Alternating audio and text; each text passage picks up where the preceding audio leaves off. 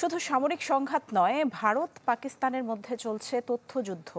সম্প্রতি পাকিস্তান দাবি করে 5টি ভারতীয় যুদ্ধবিমান ভূপাতিত করার, যদিও ভারত তা অস্বীকার করে। তবে ফ্রান্সের তৈরি অত্যাধুনিক রাফালের ধ্বংসাবশেষ সরানোর প্রমাণ পেয়েছে বিবিসি ভেরিফাই। রয়টার্স জানিয়েছে অন্তত 2টি ভারতীয় যুদ্ধবিমান ভূপাতিত করেছে পাকিস্তান, যার মধ্যে একটি রাফাল রয়েছে।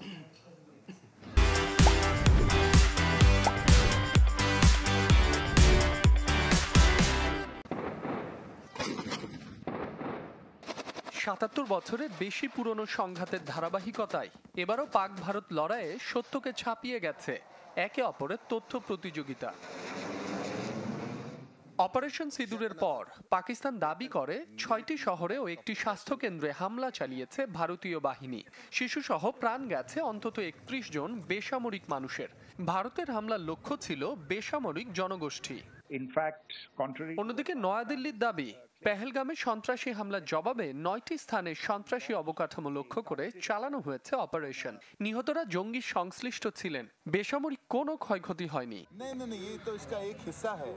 সবচেয়ে বিতর্কিত তথ্য যুদ্ধবিমান ভূপাতিত হওয়া নিয়ে। পাকিস্তানের দাবি 5টি ভারতীয় যুদ্ধবিমান ধ্বংস করেছে তারা, যার মধ্যে 3টি অত্যাধুনিক রাফাল, যদিও ভারত তা অস্বীকার করে। তবে ফ্রান্সের তৈরি রাফালের ধ্বংসাবশেষ সরানোর প্রমাণ পেয়েছে বিবিসি ভেরিফাই। পাঞ্জাবের একটি কৃষিক্ষেত্রে রাফাল যুদ্ধবিমানের ধ্বংসাবশেষ পড়েছিল। সেনা সদস্যরা সেগুলো সরানোর কাজে যুক্ত ছিলেন বলে জানায় ব্রিটিশ সংবাদ মাধ্যমটি। নিজস্ব অনুসন্ধানে এমন 3টি ভিডিওর একটি জিও লোকেট করে সেটি পাঞ্জাব প্রদেশের ভাতিন্ডার একটি জায়গা বলেও চিহ্নিত করা হয়। এক প্রতিবেদনে রয়টার্স জানিয়েছে, একটি রাফাল সহ বুধবার অন্তত 2টি ভারতীয় যুদ্ধবিমান ভূপাতিত করেছে পাকিস্তান, চীনের তৈরি জে-10 যুদ্ধবিমান ব্যবহার করে, যা ভূপাতিত করেছে ইসলামাবাদ। 2 জন মার্কিন কর্মকর্তা বিষয়টি নিশ্চিত করেছে। চলমান তথ্য সংকটে আরও উত্তাপ যোগায় নিয়ন্ত্রণ রেখায় সাদা পতাকা ওড়ানোর অভিযোগ।